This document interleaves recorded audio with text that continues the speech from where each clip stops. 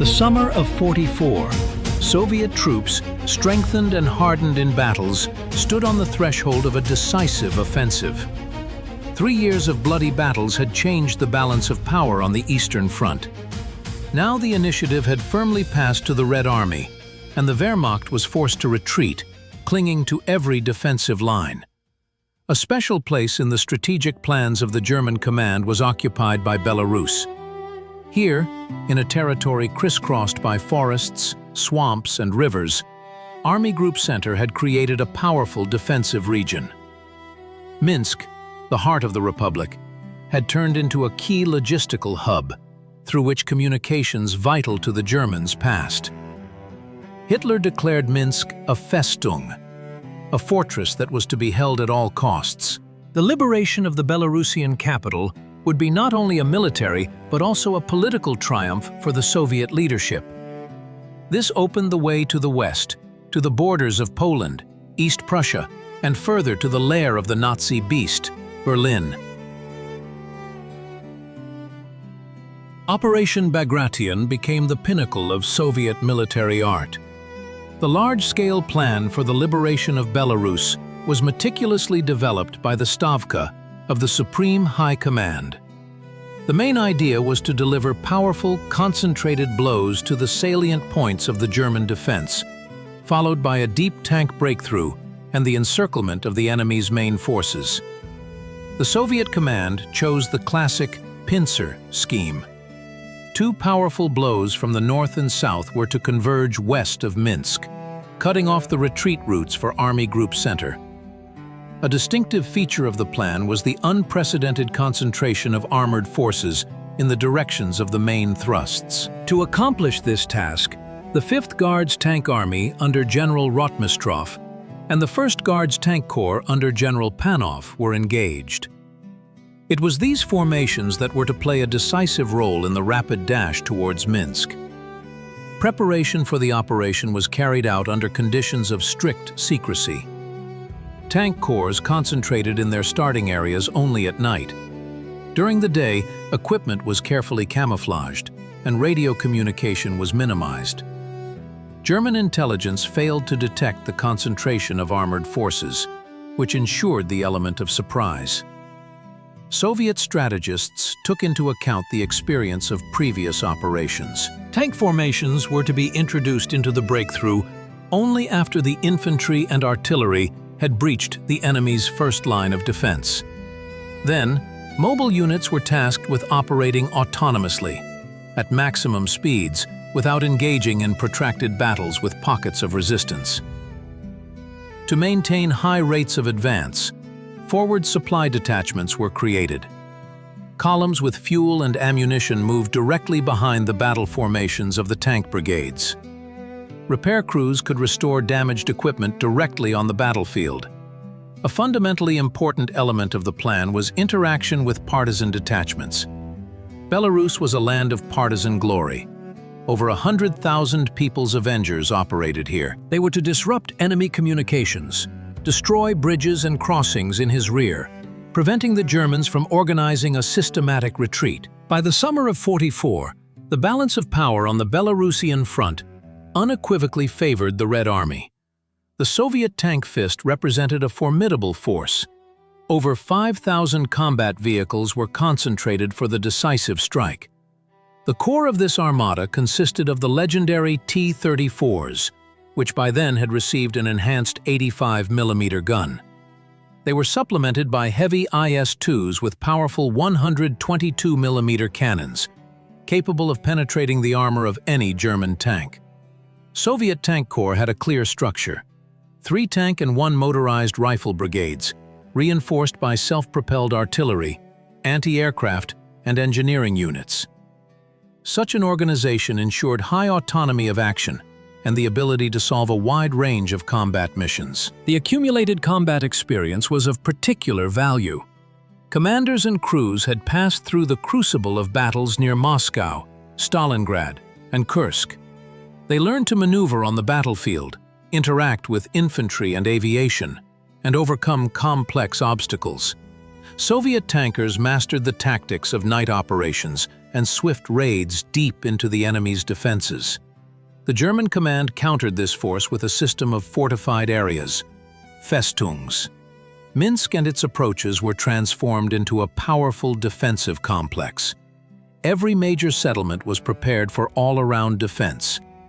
Anti-tank ditches, minefields, reinforced concrete pillboxes, artillery positions. All of this created an echelon defense system up to 40 kilometers deep. The basis of German armored power remained the heavy Tiger and Panther tanks.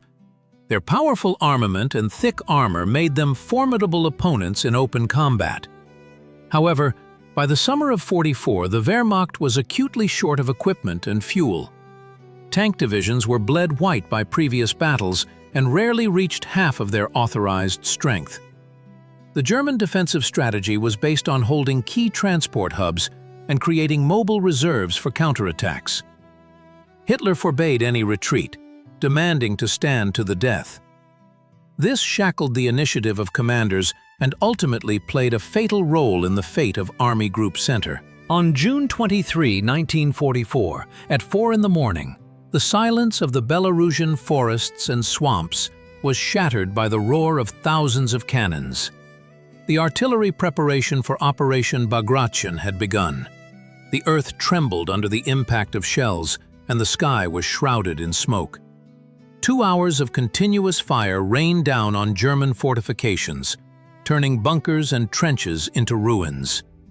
As the artillery shifted its fire deeper into the defense, the infantry surged forward.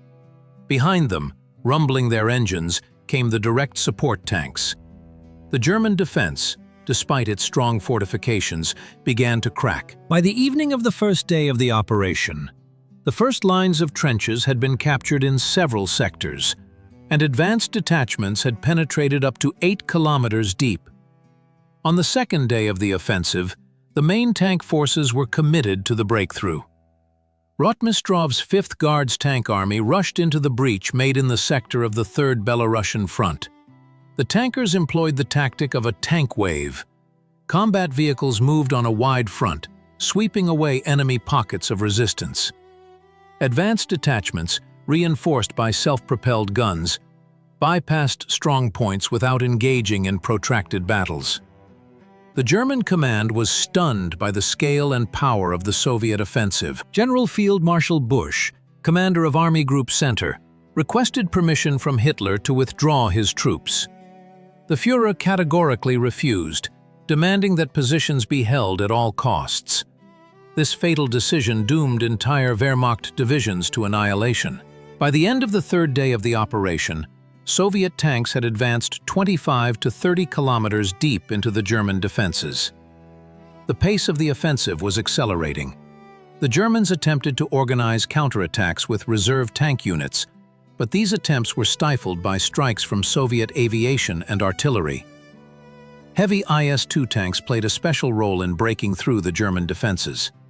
Their powerful guns destroyed enemy Tigers and Panthers from a distance inaccessible to return fire. One such tank, commanded by Guards Lieutenant Ivanovsky, destroyed 3 German tanks and 2 anti-tank guns in the Orsha area, ensuring the advance of an entire brigade.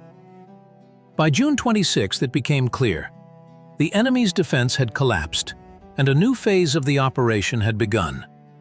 A swift advance to Minsk and the encirclement of the main forces of Army Group Center. The 5th Guards Tank Army, under the command of Colonel General Pavel Rotmistrov, became the true spearhead of the northern thrust of the offensive on Minsk.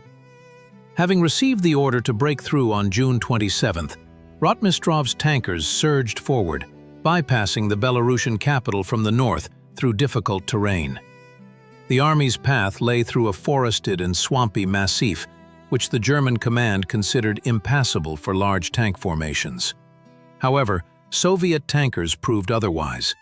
The Army's engineering units quickly built corduroy roads and decking across boggy areas, while advanced detachments sought out bypass routes.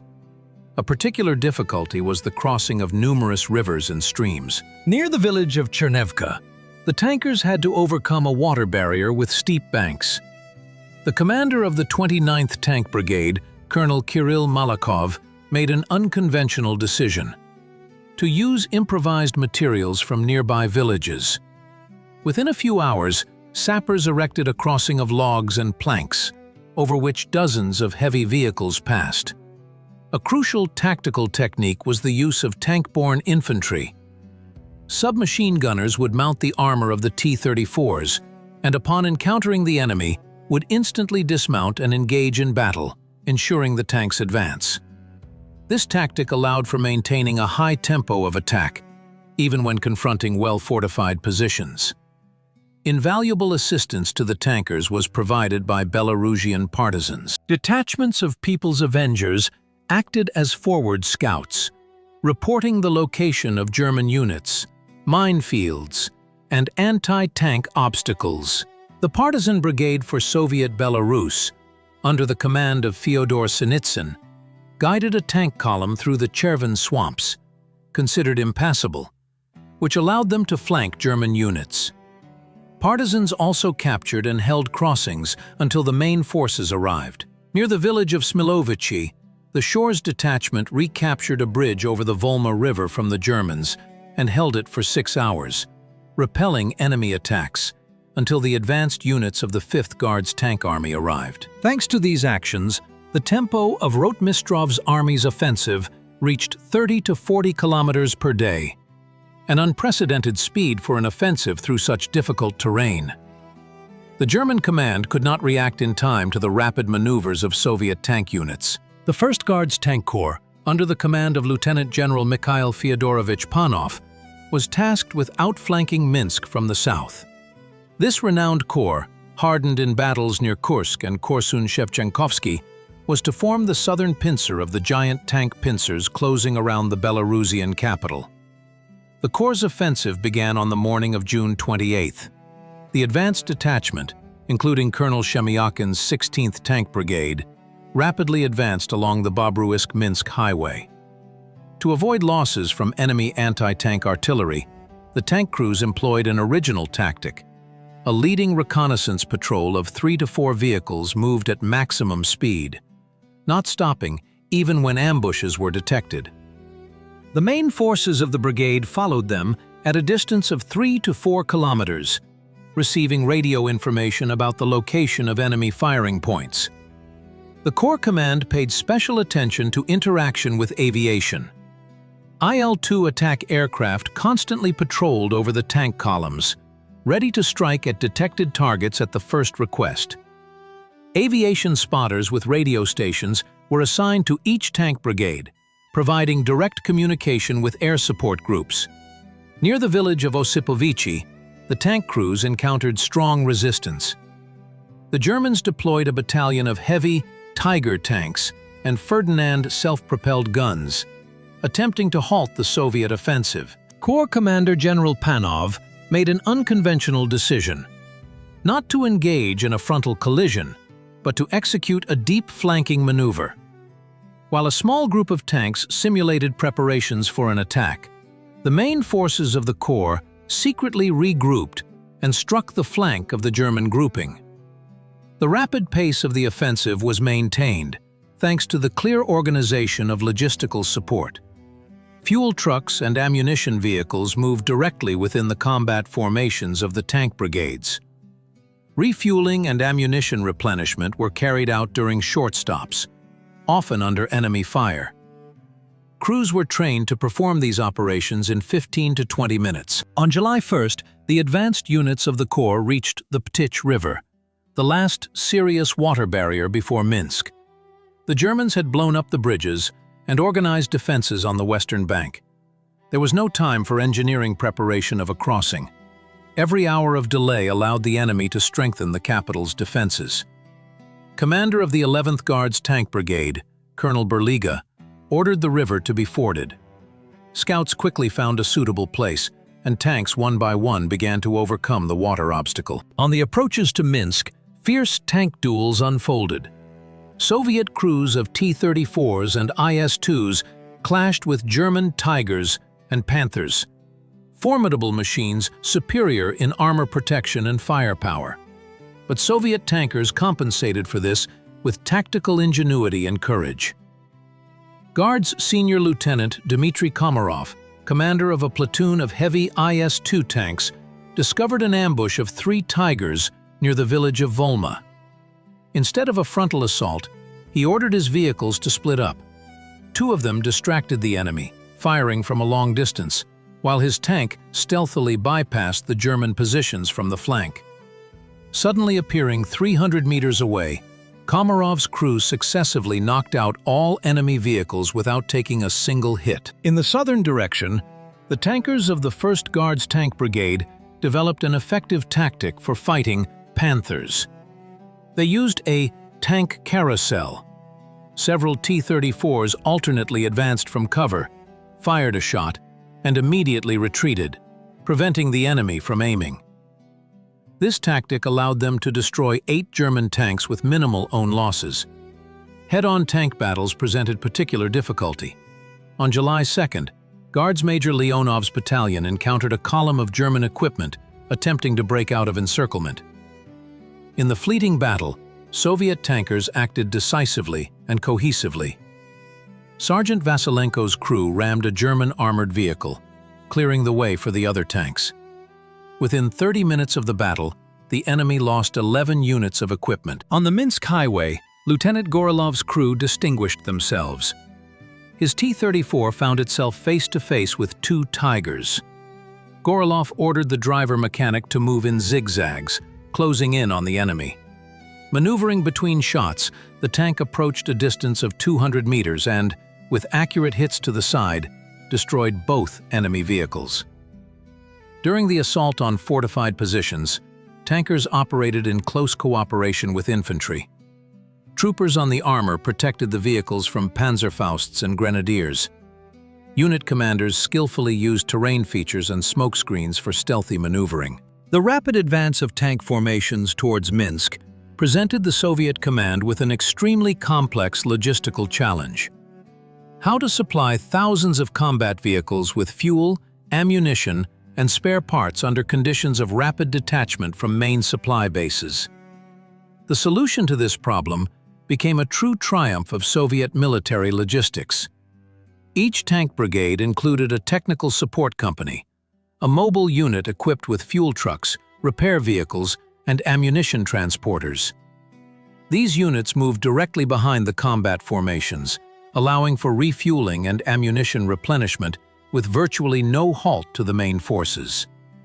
The daily fuel consumption for a tank corps exceeded 100 tons. To ensure uninterrupted delivery of such a quantity of fuel, special motor transport battalions were created, operating around the clock. The drivers of these units performed true feats, delivering fuel along broken roads, often under enemy fire. Combat experience from previous operations was taken into account when organizing the repair service. Now, each tank corps had a repair and recovery battalion capable of eliminating medium-complexity damage directly on the battlefield. Light repairs, track replacement, chassis adjustment, elimination of minor malfunctions were carried out by the crews with the support of technical maintenance platoons. For the evacuation of damaged vehicles, tractors based on T-34 tanks with dismantled turrets were used. These powerful machines could pull out a bogged-down or knocked-out tank, even from under enemy fire. The driver mechanics of the tractors displayed miracles of skill, working in the most difficult conditions. Forward repair brigades followed directly behind the advancing units. They set up field workshops where engines, transmissions, and guns were repaired. More complex work was carried out by Army repair bases, located 20 to 30 kilometers from the front line.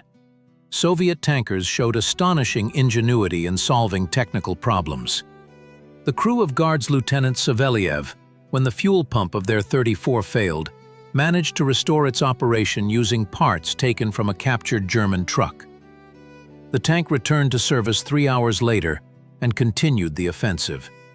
The success of the Minsk operation was largely determined by the skillful coordination of the 3 Belarusian fronts. This task required an unprecedented level of interaction between vast masses of troops advancing from different directions. The Stavka of the Supreme High Command played a key role in this process, transforming into the true nerve center of the operation. The Stavka received and analyzed daily reports from the fronts, promptly adjusting offensive plans. To directly oversee the operation, representatives of the Stavka, Marshals Zhukov and Vasilevsky, were dispatched to the front headquarters. They were authorized by the Supreme High Commander to make decisions on the spot, which significantly accelerated the response to changing circumstances. The coordination of tank formations from different fronts was carried out using specially allocated radio frequencies. Each tank corps had a liaison officer with a radio station tuned to the frequency of the neighboring formation. This allowed commanders to directly coordinate their actions without losing precious time transmitting information through higher headquarters. Aviation became a crucial communication tool between the advancing groups. U-2 light aircraft were used as air couriers. They delivered orders, maps, and reports between the headquarters of tank formations. In critical moments, pilots dropped pennants with instructions directly onto the positions of advanced detachments. In the formation of the Minsk Cauldron, the synchronization of actions of the 5th Guards Tank Army, advancing from the north, and the 1st Guards Tank Corps, moving from the south, gained particular importance. Their meeting, west of Minsk, was intended to close the encirclement ring. Special coded signals and conventional signs, marked on the terrain, were used to coordinate this maneuver. Air observers became an important element of interaction. Special crews on IL-2 and PE-2 aircraft conducted constant aerial reconnaissance, transmitting data on the movement of their own and enemy columns. This information allowed for prompt adjustment of the direction of main attacks and avoidance of clashes with large enemy forces. The interception of retreat routes became a decisive element in the strategy of encircling the German grouping near Minsk.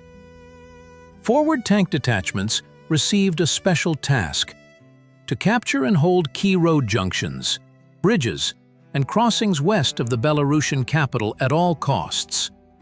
The success of the entire operation depended on the speed of completing this task. Guard Major Petrov's tank battalion from the 16th Tank Brigade of the 1st Guards Tank Corps made a swift dash to the crossroads of Minsk, Molodechno-Vilnius. Having covered over 70 kilometers in a day, the tankers reached the line, cutting off the most important highway. The Germans, realizing the danger, threw an infantry battalion with artillery to break through the blockade. Petrov's tankers took up an all-round defense, positioning their vehicles in the forest belt along the road. When the German column approached, they opened a barrage of fire from 3 sides. In 20 minutes of fighting, the enemy lost 8 armored personnel carriers and over 200 killed. The northern direction was controlled by the tankers of the 5th Guards Tank Army. The advanced detachment of the 29th Tank Brigade, commanded by Guard Lieutenant Colonel Zhukov, captured the bridge over the Svislok River in the area of Ostroshitsky Gorodok village. Enemy sappers did not have time to prepare the bridge for demolition. Soviet tanks burst onto the crossing suddenly, destroying the guard. The captured bridge allowed significant forces to be transferred to the west bank of the river, creating a strong barrier in the path of retreating German units. Mobile anti-tank barriers played a special role in intercepting retreat routes. They were created from Su-85 and Su-122 self-propelled artillery mounts, reinforced with infantry with anti-tank rifles. Such groups were located in ambushes on probable enemy movement routes. Near Rakov village, Captain Lebedyev's battery of self-propelled guns set up an ambush in a pine forest. When a German column of 15 tanks and 20 armored personnel carriers appeared, the self-propelled gun crews led its approach to 200 meters and opened fire. The first shots knocked out the lead and rear tanks, blocking the movement of the entire column. The remaining vehicles came under crossfire and were destroyed. Forward tank detachments actively interacted with partisan formations. Partisans not only indicated passable routes and reported on enemy movements, but also directly participated in combat operations. The Chapayev detachment, commanded by Ivan Titkov, together with the tankers, captured and held the crossing over the Izlok River, repelling German attempts to break through. Partisans, well acquainted with the terrain, set up ambushes on forest roads, destroying individual enemy groups trying to infiltrate through the encirclement line. July 3, 1944, forever entered history as the day of Minsk's liberation. From early morning, advanced tank units rushed towards the Belarusian capital. The first to break into the city were tanks of the 13th Guards Tank Brigade under Colonel Lukyanov. The crews acted according to a pre-developed plan. The city was to be taken with a swift thrust, preventing the enemy from destroying important infrastructure objects. The tankers employed special urban combat tactics. Combat vehicles moved in pairs, one covering the other. Infantry dismounts from the armor immediately dismounted upon detecting enemy firing points and cleared buildings. Special attention was paid to intersections and squares, potential ambush sites. From the south, tanks of the 1st Guards Tank Corps entered the city. Corps Commander General Panov ordered advanced detachments to move along parallel streets to exclude the possibility of blocking the entire column. The tanks moved at maximum speed, not stopping even when encountering isolated enemy groups. The local population actively assisted Soviet tankers. Residents pointed out the locations of German firing points, warned of mined areas, and sometimes even engaged in combat with retreating invaders themselves. In the area of the railway station, a group of underground fighters attacked a German cordon, allowing the tanks to advance unhindered to the city center. Minsk partisans played a special role. Even before the arrival of Soviet troops, they carried out a series of sabotages, disrupting the German garrison's command system. The partisan detachment, Burevestnik, seized the power plant and prevented its demolition. Other groups held the bridges over the Svislok River, preventing the enemy from blowing up important crossings. The Soviet command set a most difficult task for the tankers, not only to liberate the city, but also to preserve its infrastructure. The Germans mined all significant objects: the power plant, water supply, industrial enterprises, cultural buildings. To save them, special assault groups of sappers and submachine gunners were created, who advanced together with the tanks.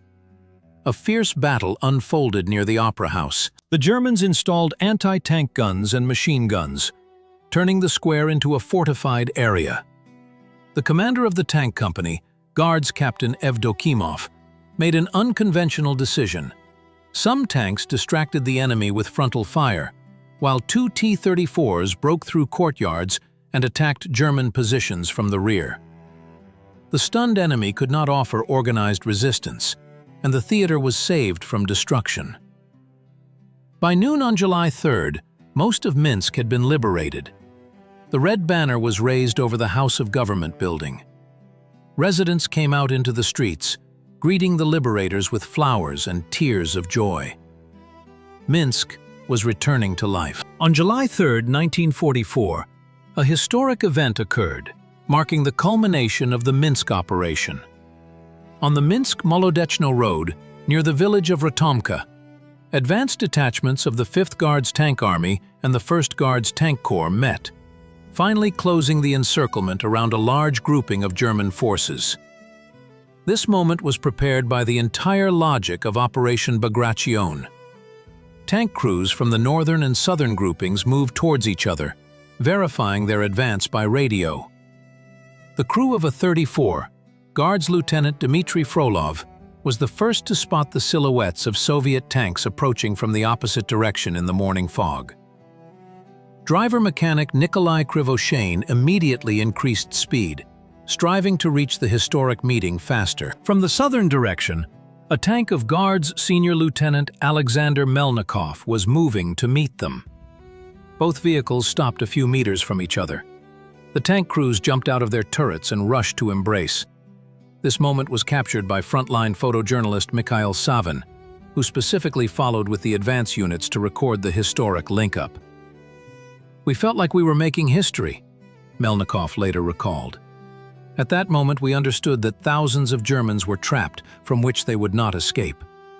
A few minutes later, the main forces of the tank formations arrived at the meeting point. Unit commanders reported via radio to the headquarters of their fronts about the successful completion of the task. Generals Rotmistrov and Panov immediately relayed this information to the Stavka of the Supreme High Command. News of the encirclement closing caused genuine delight in Moscow. Stalin, having received the report on the link-up of the tank units, immediately contacted the front commanders and congratulated them on their success. By his order, in honor of this event, an artillery salute of 24 volleys from 324 guns was fired in Moscow. The international reaction to the success of Soviet troops was instantaneous. Western allies, preparing at that moment for the breakout from Normandy, admiringly noted the skill of Soviet tank maneuvers. The American newspaper, The New York Times, came out with the headline, "Russian pincers close west of Minsk, largest encirclement since Stalingrad." After the encirclement ring closed around the enemy's Minsk grouping, the final phase of the operation began. The encircled German forces represented a significant power. About 100,000 soldiers and officers, hundreds of armored vehicles and artillery pieces.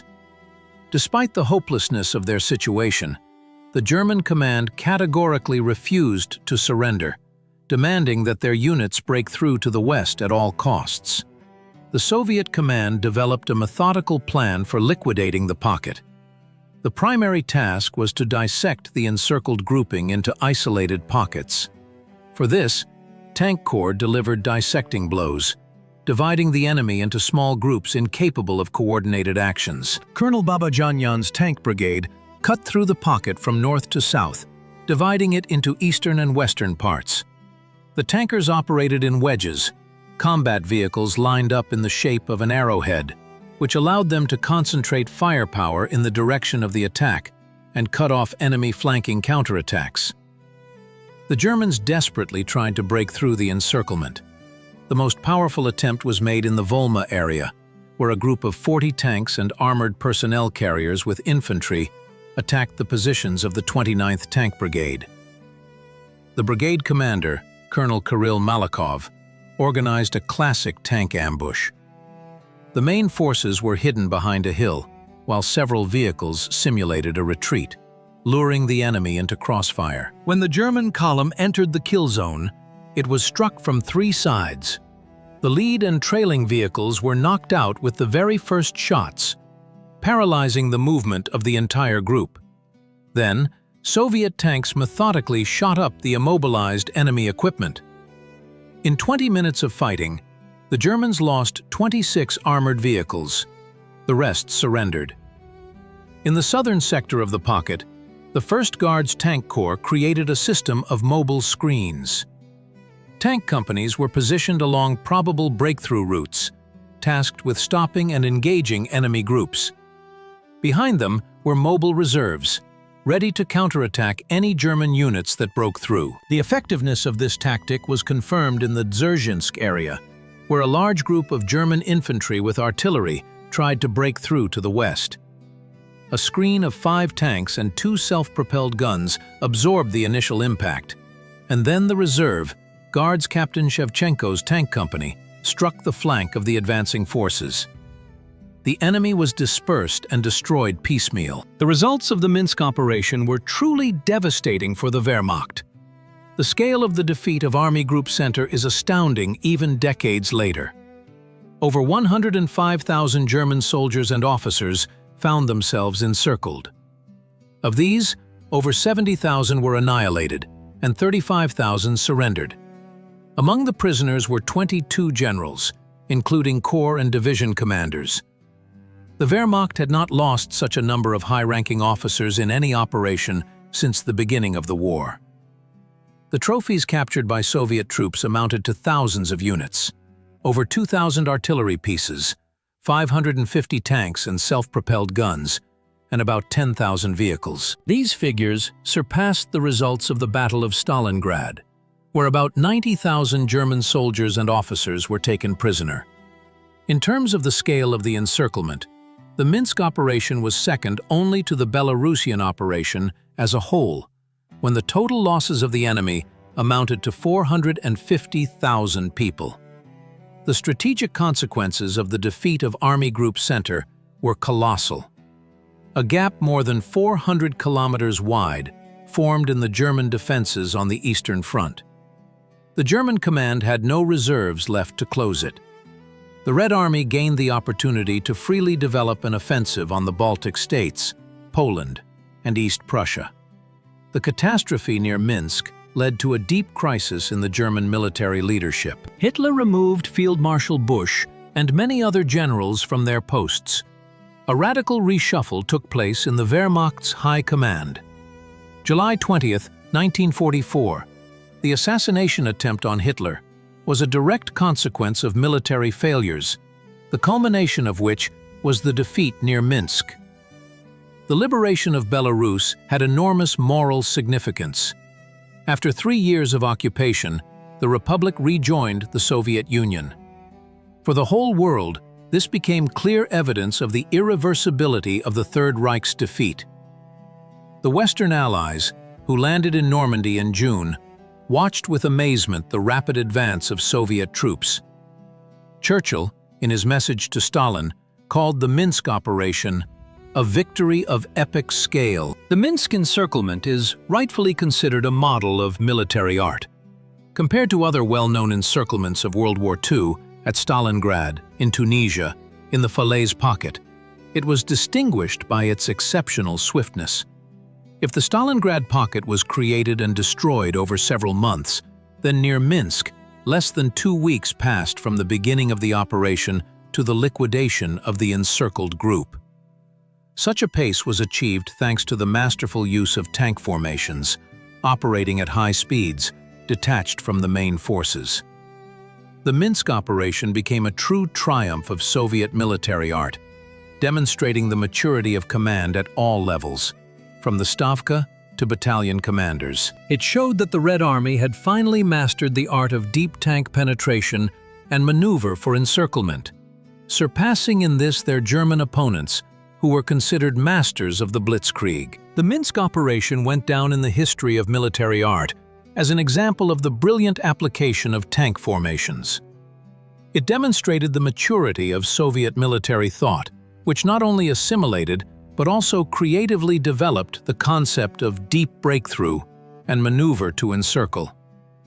Soviet commanders at all levels, from the Stavka to battalion commanders, showed the highest skill in planning and conducting the most complex strategic operation. A pioneering element of the Minsk operation was the technique of echeloned breakthrough. Unlike classical notions of a tank offensive, where all armored forces were committed to battle simultaneously, the Soviet command applied the principle of sequential buildup of the strike. First, combined arms formations breached the enemy's defenses. Then tank corps were introduced to expand the breakthrough.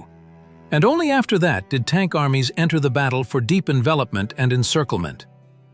A unique achievement was the speed of the operation. From the beginning of the offensive to the complete encirclement of the Minsk grouping, only 10 days passed, an unprecedented pace for an operation of this scale. This was achieved through a masterful combination of concentrating forces in the direction of the main thrust, with subsequent dispersal for envelopment and encirclement. Soviet tank crews demonstrated a new level of tactical thinking. They skillfully used the terrain, weather conditions, time of day to achieve surprise. Advanced detachments acted autonomously, showing initiative and making independent decisions in accordance with the overall plan of the operation. The experience of the Minsk operation had a significant impact on the post-war development of military thought worldwide. The concept of a deep tank breakthrough, followed by the encirclement of large enemy groupings, became the basis for creating operational doctrines of many armies. In post-war conflicts, elements of the tactics developed near Minsk were repeatedly applied with success. Israeli tank wedges in Sinai in 1967, the actions of coalition forces in Operation Desert Storm. In all these campaigns, one can see echoes of the brilliant Soviet maneuver of the summer of '44.